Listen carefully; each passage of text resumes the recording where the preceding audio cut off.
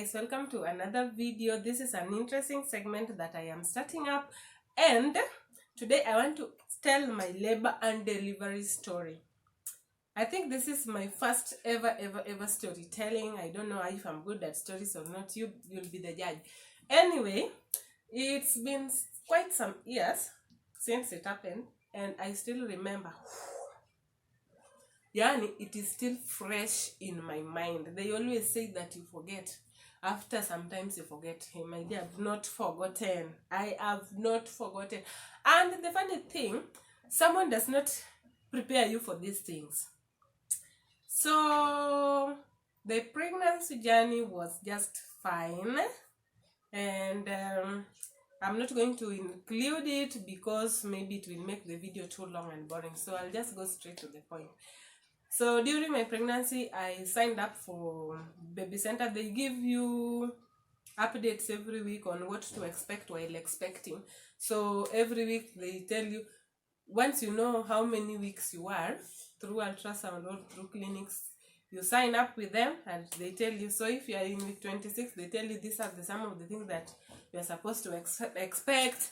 And it was so interesting, and I was looking forward to those weekly updates from baby center. And when I was due, I started waiting for the baby at 38 weeks because I was told firstborns always come early. They come 2 weeks early. Oh my, I waited. 39 weeks, no sign. 40 weeks, no sign. So after 40 weeks now, I started doing more of those exercises that they say you do so that the baby can start going down, anateremka. So at 40 weeks and 3 days, I had some discomfort very early in the morning at around 4:30. And I was just feeling a little bit uncomfortable on my lower abdomen. Then there is that discharge that I don't know how it's called, but there's something that always comes to clear the way for the baby to come out. So I saw that at around 5. And I just called, I called my friend, I called my sister-in-law, I called my sister, because I was asking them, what should I do? So they all told me that I should wait a little bit, and if I hear some little pain, I go to the hospital. And they told me not to wait too much once I hear the labor pain, because it was my first child. So at around 7 a.m. I started feeling backache. And I called them again. They told me, now that is you are in labor, so you just go to the hospital. I already had my bag packed. I packed everything that you could pack because I did also research, so everything was there. So I'm just going to the hospital, waiting for baby to come, then come home. So I thought you go to the hospital, labor is something that goes for 2-3 hours, then you give birth, then tomorrow you come back home. That was on Saturday morning. So I left home, went to the hospital, and immediately I arrived at the hospital. First, they fungua for you a file. Just a minute. So they open for you a file, and they ask you questions. Of course, you have your book, the book that you've been using when you're attending antenatal clinics that has got everything. And after they open for you a file, then you go to the delivery room. So then he just say, I want you to remove your I want you to remove your panty, go empty your bladder, then come and climb the bed. Now that made sense. But I didn't know I was going to climb the bed. So I removed it, went to the toilet, and climbed. So once I climbed, then that doctor comes. And it was, I think the midwife was a nurse. So I wasn't expecting that at all. That is the only part that nobody told me and nobody prepared me at. That is what happens in the delivery room. So you know, when she started inserting the fingers, it was so weird, and I didn't know what she was doing, and I didn't want to ask, and it was just no, it was not the best experience. Then she told me, you started dilating. I don't know how many minutes. By then I didn't even know dilation, how many minutes. Those ones I didn't research on. Nobody told me, and I didn't know. So I was not even understanding whatever they're saying. So they told me, you just go to the maternity ward and just sit there with the rest. You wait for your labor to progress. And by then I had only dilated for 2 centimeters. And because it was my first child, they said that they're not going to discharge me. They'll just leave me at the hospital. So I went with the other ladies. So, and because I was still, now I understand, because I was still very low in terms of the progression of labor, I would have labor, then it will take an hour, 45 minutes, an hour, or just 45 minutes before the second one. So I was still there, just making fun of other people, laughing at other people. We also with other women who are also in my shoes, who are still not, the labor has not yet started well. So we were just making fun, and those, the way people are screaming, the way people are walking, it was just nice and funny. In fact, I couldn't even walk and demonstrate how they were doing it. So that was on Saturday. At night, that Saturday at around 11 p.m. I think that is now when the real labor started. Hey, now I could not even talk. Oh, I was not finding my lower back. It was burning and burning and burning and burning. Like I could feel as if there is fire in my lower back, just burning. It will come, then it will disappear. When it disappears, it takes around 20 minutes. It comes, then it will disappear. And that night I did not sleep. Then the following day at around 10, they told me that they are going to pima me again. You remember the fingers that I told you about? So this time the midwife was male. So when we went there, he was this tall guy with very long fingers. So his was more uncomfortable than even the other one. Then he tried to pull that in the bag that is containing the water that always break. So I don't know how he was doing it, but I felt like he was pulling that amniotic fluid bag like this. I could literally feel it, and I screamed. And he told me, if we break this water, the labor will progress very fast. And the way it was so painful, I told him, no, let me just wait for that labor, even if it is not fast, because whatever you are doing is even more painful. That was 10 a.m. At 3 p.m. he wanted to do that again. I refused, and he wrote it in my file. So because I was just imagining the way he wants to pull that water so that it can break. And by 4, the labor was now too much. My everything, I could not even walk. My legs were heavy. I tried to lift my leg, but I could not. In fact, I was just lying on the hospital floor. The hospital floor is dirty when you are not sick, but when you are sick, you don't even mind how dirty it is. And it was in a public hospital, so you can imagine. So I said, because we were many, we were sharing beds. 1 bed, 2 people, 1 bed, 2 people, 1 bed. There were so many mothers who were in labor. So I was lying down in the hospital bed, and they told me to stand up. I could not stand up, and nobody is there to help you. Nobody is caring. Nobody wants to help you stand up. I tried to stand up. It was not standing up. I tried to lift my leg. My leg is not lifting itself up. Then I was just numb. I don't even know what happened. I think I laid there for an hour. Then at around 6, at least when the labor started a little bit, you can stand. Then I stood up again. And unfortunately, we were sharing beds, 2 people. And another person came and was now sleeping on this bed. They were already 2. Now I don't have anywhere to sit or to lie on, because they already occupied the bed, and it's a public hospital. You can't tell somebody to get out. All of you are patients.